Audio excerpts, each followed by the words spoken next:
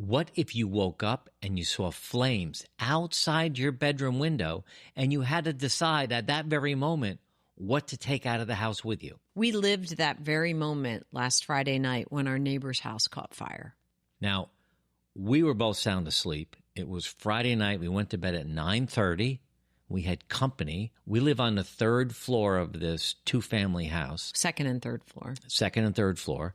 Our friends were on the second floor, and they noticed the flames before we did.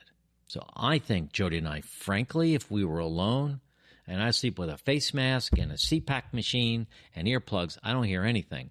I think there's a chance that fire would have gotten into the house. But they woke up, they came up, knocked on our door, woke us up, and told us that the neighbor's house is on fire. We might want to think about leaving. So just to give you a visual, we are in a beach community where the houses are very close to each other. I mean, very close. 10 feet. And our friends were in the bedroom on the second floor facing the neighbor's house that caught on fire. And when she woke up with this strange orange, kind of coming through the bedroom window, when she looked out, the flames were actually hitting the window she was looking out. That's how close we are. She ran up the steps, as Mark described. He's in a full, headgear, CPAP machine, earplugs, eye mask, the whole 9 yards. And she opened the door a little bit and she said, Jody, are you awake? And of course, the dog, Ruby, started barking. And I was like, what's going on? I said, are you okay? And she said, the neighbor's house is on fire. I think we have to evacuate. And she was very calm about it. And that happens to me. It's interesting, how different people respond in crisis. I go very low blood pressure, very methodical kind of way. And so I rustled Mark up. He got up. And as I told him, he started walking in circles in our bedroom. I'm telling him. Well, first I unhooked my CPAP machine because I was like sound asleep. Yeah, you were. I get my deepest sleep in the beginning. And I did walk around a little bit like, first I looked out the window and I saw the flames hitting the house. And I thought to myself at that moment, okay, this house is going to catch fire and burn down. So I need to put some clothes on. I had my pajamas on, but I wanted to put on some clothes that I could spend a couple days in because I figured we were going to lose everything. And I came down the steps into this room we're in right now where we do have our office and YouTube studio. And I looked out the front. I went on the porch out front, and there were 100 people in the street screaming at me to get out of the house, telling me my house was on fire. So I look around the corner of the house, and I see the flames hitting the house, and that's when I knew that our house was going to burn down. And I, simultaneously didn't think the same way Mark did, and this is kind of the point of the video, like you don't know how you're going to think. I had on my pajama, bottoms and top, and I threw a sweatshirt on top.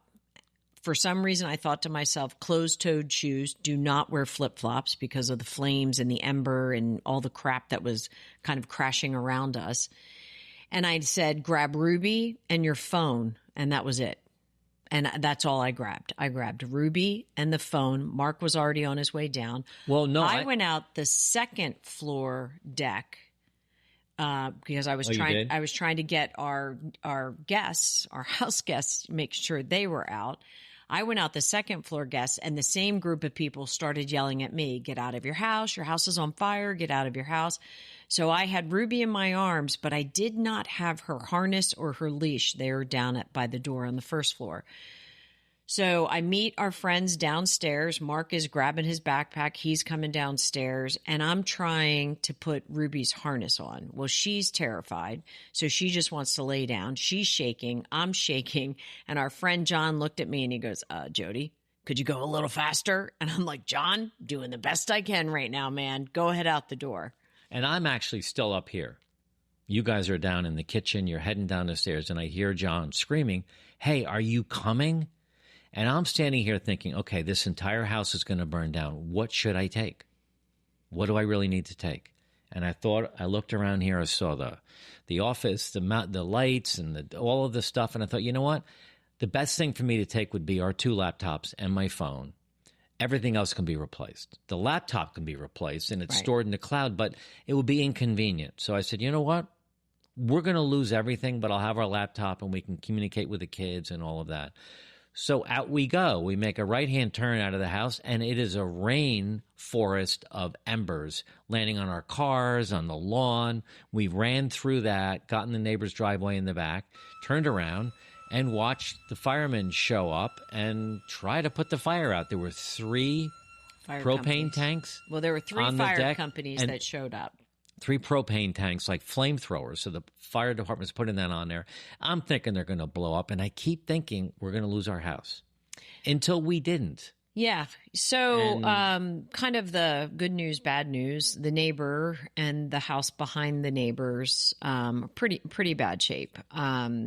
Really bad shape. Yeah, we feel terrible for them. We were fortunate. We lost our building structure. We lost 8 windows, all the frames, the windows, the glass, our fence that kind of split the 2, a bunch of crap and debris in all the air conditioning systems. But because our house is new and built very well by our builder, no smoke damage inside. And our siding is, I've just learned this, gentlemen and ladies, but there's this stuff called hardy board, which is incredible, and it's flame resistant, fire retardant, all the things. That saved our house. Well, I think that, along with our Ocean City firefighters, Sure, the Marmora firefighters, and the Somers Point firefighters, and the local police who kept and the people local away, police, kept everyone safe.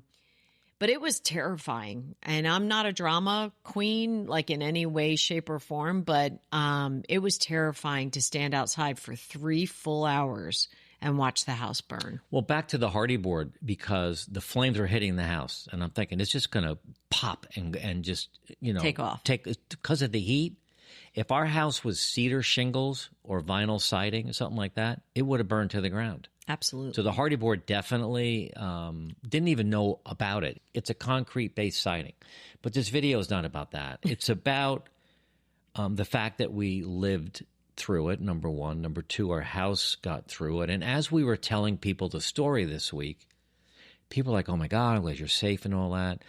They started to tell us things that we should make sure we do going forward. We should have a to-go bag or a ditch bag. We should have an escape plan. We should do fire drills in the house. We should know where all the exits are. And we're like, okay, these are all really good things. And I thought about that over the years. But really what we wanted to talk about today is what it did for our mindset, what it did for our heart, and how it's changed who we are. I mean, it's only Friday.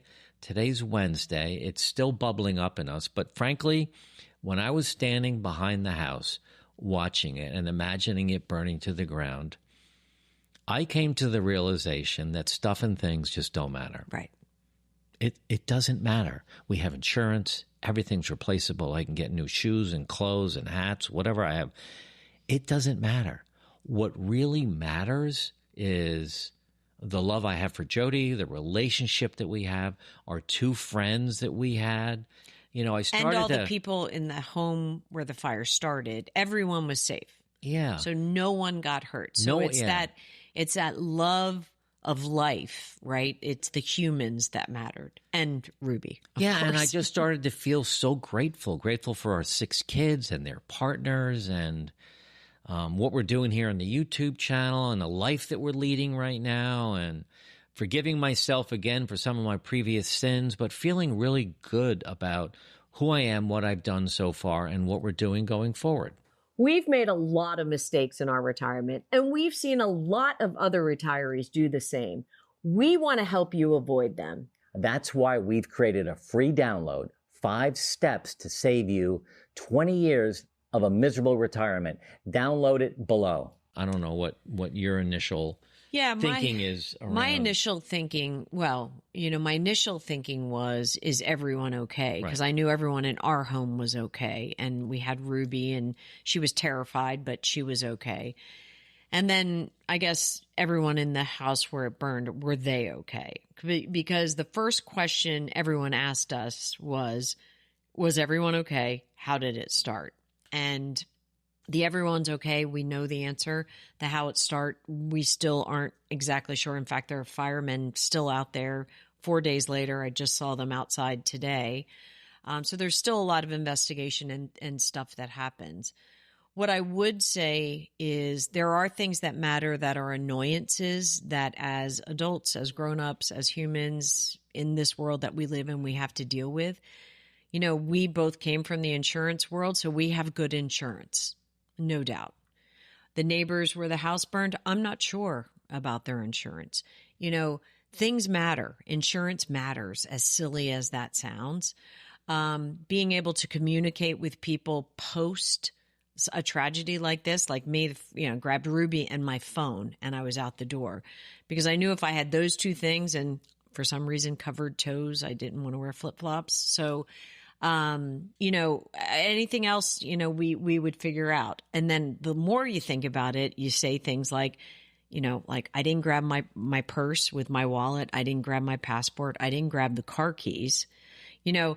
So this concept of maybe not a go bag, maybe that feels a little too like James Bondish, but maybe a place where all of those important things are so I can go to one place and grab them, not grab my passport from here, my purse from there, my car key from there. So, you know, it was an emotional night for us. And then imagine at 2 a.m. when you're allowed back in your home with the confidence that you're trying to build that the fire is out next door.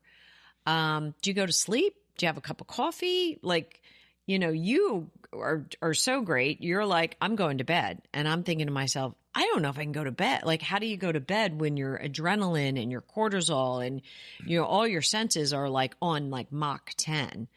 It was an experience that I don't wish anyone would ever have to go through, but we got through it. Yeah, I have an entire new understanding of and respect for fire.